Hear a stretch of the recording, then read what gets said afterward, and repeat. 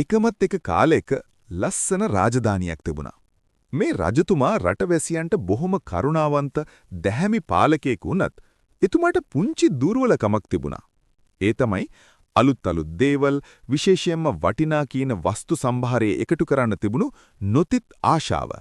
රජමාලිගාවේ ගබඩා කාමර රත්තරන් මැණික් මුතු පබළු වලින් පිරීලා ඉතිරිලා ගියත් රජතුමාට ඒ කිසිම දෙයකින් සෑහීමකටපත් වෙන්න බැරි වුණා. තව මොනවා හරි අලුත් දෙයක් ලෝකේ වෙන කවුරුත් ළඟ නැති දෙයක් මට ඕනේ කියලා රජතුමා නිතරම කල්පනා කළා. මේ රජවාසලේම තමයි අපේ කතානායකයා වෙන අන්දරේත් සේවය කළේ. රජතුමාගේ මේ කෑදරකම ගැන අන්දරේ හොඳටම දැනගෙන හිටියා.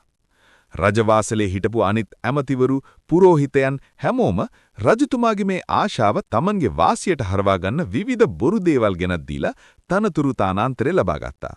නමුත් අන්දරේ බලාගෙන හිටියේ මේ හැමෝටම හොඳ පාඩමක් උගන්වන්න සුබසු අවස්ථාවක් වෙනකල්. දවසක් රජතුමා බොහොම කනස්සල්ලෙන් සභා මණ්ඩපයේ ඉන්න වෙලාවක අන්දරේ හිමින් සීරුවේ රජතුමා ළඟට ගියා. බොම කනගාටුයි දේවයන් වහන්සේ, ඔබතුමාගේ මුහුණේ වෙනදා තියෙන ඒ රාජ තේජස අද පේන්න නැහැ. මොකක් හෝ ලොකු කල්පනාවක ඉන්න බවක් පෙනෙනවා. අන්දරේ ඇහුවා. රජතුමා සුසුමක් හෙළුවා. "ඔව් අන්දරේ, මගේ ගබඩාවල කොච්චර වස්තු තිබුණත් වැඩක් නැහැ. මට ඕනේ අද්විතීය දෙයක්. අහලා තියෙනවද අර ඈත දූපත්වල තියනවා කියන මැණික් ගස් ගැන? එහෙම දෙයක් හොයාගන්න බැරිද?" මේ වෙලාවේ අන්දරේගේ ඔළුවට අපූර්ව අදහසක් ආවා. ඔහු වටපිට බලලා බොහොම රහසිගත ස්වරූපයකින් රජතුමාට ලං වුණා. "දේවයන් වහන්සේ, මැණික් ගස් ගැන නම් මම දන්නේ නැහැ. ඒත් ඊටත් වඩා වටිනා ලෝකේ කවුරුත් දැකලා නැති පුදුම වස්තුවක් ගැන මම අහලා තියෙනවා. හැබැයි ඒක ලබා ගන්න එක ලේසි පහසු දෙයක් නෙවෙයි." රජතුමාගේ දැස් දිලිසුණා. "මොකක්ද අන්දරේ ඒ? ඉක්මනට කියන්න." "දේවයන් වහන්සේ, මම කුඩා කාලේ අපේ සීයා කියලා තියෙනවා හිමාල වනයේ ඊටාම රහසිගත මනුෂ්‍ය වාසයෙන් තොර ප්‍රදේශයක ඉන්නවලු ස්වර්ණ කිකිලියන් කියලා විශේෂ සත්ව කොට්ටාසයක්. මේ කිකිලියන් දවන්නේ සාමාන්‍ය බිත්තර නෙවෙයි. අමාවක පෝයේ දවසට සඳ එළියත් නැති ඝන අඳුරේදී මේ කිකිලියන් දවන්නේ අර දහසින් බැඳි පියලි වගේ බබලන පිරිසිදුම රත්තරන් බිත්තරයක්." රජතුමා පුදුමයෙන් අන්දරේ දිහා බලාගෙන හිටියා. "රත්තරන් බිත්තර දමන කිකිලියක්? ඇත්තමද අන්දරේ? ඉතින් ඇයි උඹ මෙච්චර කල් මට ඒ ගැන නොකිව්වේ?" "අනේ දේවයන් වහන්සේ, ඒක බොහොම භයානක ගමනක්. හිමාලයේ යකින්නන් රාක්ෂසයන් මැඩින් යන්න ඕනේ. මගේ ජීවිතය ගැන ආසාවටයි නොකිව්වේ. ඒත් ඔබතුමාගේ මේ කනස්සල්ල දැක්කාම මට හිතුණා මගේ ජීවිතේ පරදුවට තියලා හරි ඒ කිකිලියක් ඔබතුමාට ගෙනත් දෙන්න." රජතුමා සතුටින් උද්දාම වුණා. එතන හිටපු අනිත් ඇමතිවරුන්ට මේක අහලා ඉරිසියාවේ පැලෙන්න ආවා. පුරෝහිතයා ඉදිරියට පැන්නා. "දේවයන් වහන්සේ, මේ අන්දරේ බොරුවක් කියන්නේ. රත්තරන් බිත්තර දමන කිකිලිය කොහෙද ඉන්නේ? මූ මේ හදන්නේ ඔබතුමාගෙන් මුදල් කඩාගෙන ගිහිල්ලා හොඳට කාලා බීලා විනෝද වෙන්නයි." අන්දරේ පුරෝහිතයා දිහා බලලා සමච්චලයට hina වුණා. පුරෝහිතතුමාට ඉතින් පොත්වල තියෙන දේවල් විතරනේ දන්නේ. ලෝකේ තියෙන පුදුම දේවල් ගැන දන්නේ නැහැ. "රජතුමනි, ඔබතුමාට මා ගැන විශ්වාසයක් නැත්තම් මම මේ ගමන නොගිහින් ඉන්නම්." "නෑ අන්දරේ, මට උඹව විශ්වාසයි. තොපිට ඕන කරන වියදම්, රත්තරන් කාසි, කෑම බීම ඔක්කොම බණ්ඩාගාරයෙන් ගන්න. ගිහින් කොහොම හරි මට අර ස්වර්ණ කිකිලියව ගෙන දියන්න." රජතුමා අනකලා. අන්දරේ ලොකු රත්තරන් මල්ලකුත් මාසයකට සරිලන කෑම බීමත් අරගෙන හිමාලයට යනවා කියලා රජවාසලෙන් පිටත් වුණා. හැබැයි අන්දරේ ගියේ හිමාලයට නෙවෙයි. ඔහු කෙලින්ම ගියේ තමන්ගේ ගෙදරට. ගෙදර ගිහින් බිරිඳවන ලොකු හාමිනේට විස්තරේ කිව්වා. දෙන්නත් එක්ක එකතු වෙලා රජතුමා දුන්නු සල්ලි වලින් හොඳට කාලා බීලා සති 2ක් විතර රජ සැප වින්දා. දවල්ට නිදාගත්තා, රැට සඳ එළියේ සින්දු කිව්වා. සති 2කට පස්සේ අන්දරේගේ නිවාඩුව ඉවර වුණා. දැන් රජවාසලට යන්න ඕනේ. අන්දරේ තමන්ගේ මිදුලේ හිටපු සාමාන්‍ය ටිකක් වයසක පිහාඩු හැලිච්ච කළු පාට කිකිලියක් අල්ලගත්තා. ඊට පස්සේ කැලේට ගිහින් ඇඳුම් මිරාගෙන ඇඟේ මඩගාගෙන හරියට ලොකු දුෂ්කර ගමනක් ගිහින් ආපු කෙනෙක් වගේ වෙස්වලාගෙන අර කිකිලියත් රෙදි කෑල්ලක ඔතාගෙන රජවාසලට ගියා. අන්දරේ එනව දැකලා රජතුමා සිහාසුනෙන් නැගිට්ටා. අන්දරේ, මම හිතුවේ තෝ යකින්නන්ට බිලි වෙලා කියලා. කෝ ගෙනාවද මගේ ස්වර්ණ කිකිලිය?"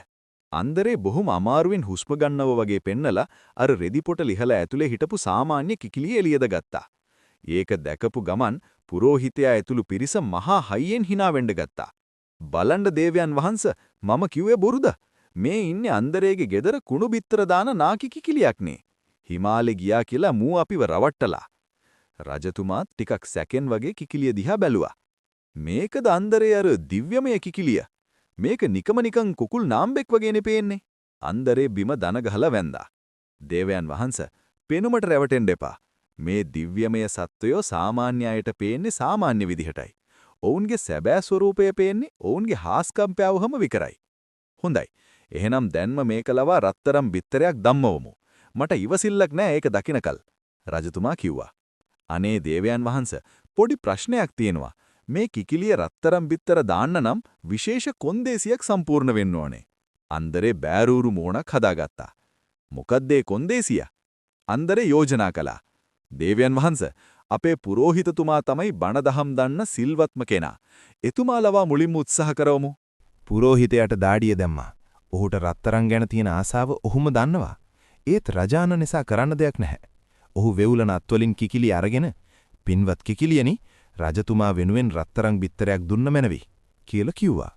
කිකිලිය කුක් කුක් කූස් ගාලා පුරෝහිතයාගේ අතට කොටලා පියාඹල ගිහින් රාජසභාවේ මැද සාමාන්‍ය බිත්තරයක් දැම්මා. හැමෝම hina වුණා. පුරෝහිතයා ලැජ්ජාවෙන් බිම බලාගත්තා.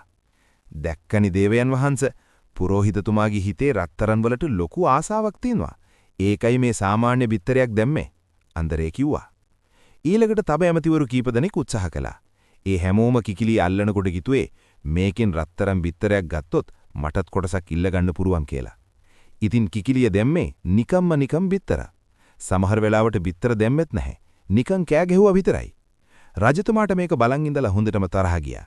මුන් ඔක්ටොම මහා කෑදරයෝ. එකෙක්ටවත් බෑ පිරිසිදු හිතින් මේක කරන්න. හිටු මමම කරනවා. රජතුමා සිංහසුනෙන් බැහැලා ඇවිත් කිකිලිය අතට ගත්තා. රජතුමා ඇස් පියාගෙන තමන්ගේ ගබඩාවල තියෙන රත්තරන් කඳු ගැන අමතක කරන්න උත්සාහ කළා. මට රත්තරන් එපා කියලා හිතින් මතුර කිකිලියනි බිත්තරයක් දෙන්න කියලා ඉල්ලුවා. ඒත් රජතුමාගේ හිතේ යටින් තිබුණු බලවත් ආසාව යටපත් කරන්න බැරි වුණා.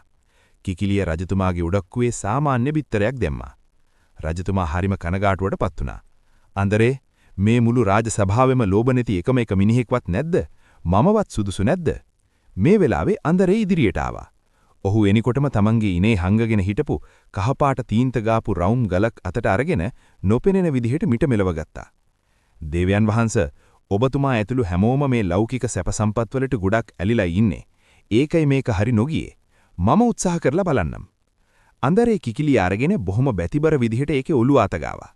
මගේ රත්තරන් කිකිලියෝ මේ ඉන්න අයට පාඩමක් උගන්වන්න. එක මේක රත්තරන් බිත්තරයක් දාන්න කියලා කිකිලියව බිමින් තිබ්බා.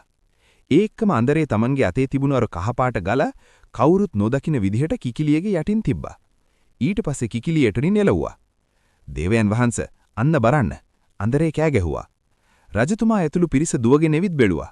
එතන බිම රත්තරන් පාටින් බබලන බිත්තරයක් වගේ ගලක් තිබුණා. හාපෝයි ඇත්තටම රත්තරන් බිත්තරයක්. රජතුමා ප්‍රීතියෙන් ඉපිලිල්ල කෑ ගැහුවා. බලව් මේ මුළු සභාවෙම ඉන්න එකම අවංක ලෝභ නැති එකම මිනිහා මේ අන්දරේ විතරයි. පුරෝහිතයා ඇතුළු ඇමතිවරු ලැජ්ජාවෙන් නැකිලිලා ගියා. රජතුමා අන්දරේට තවත් තෑගි භෝග ගොඩක් දුන්නා.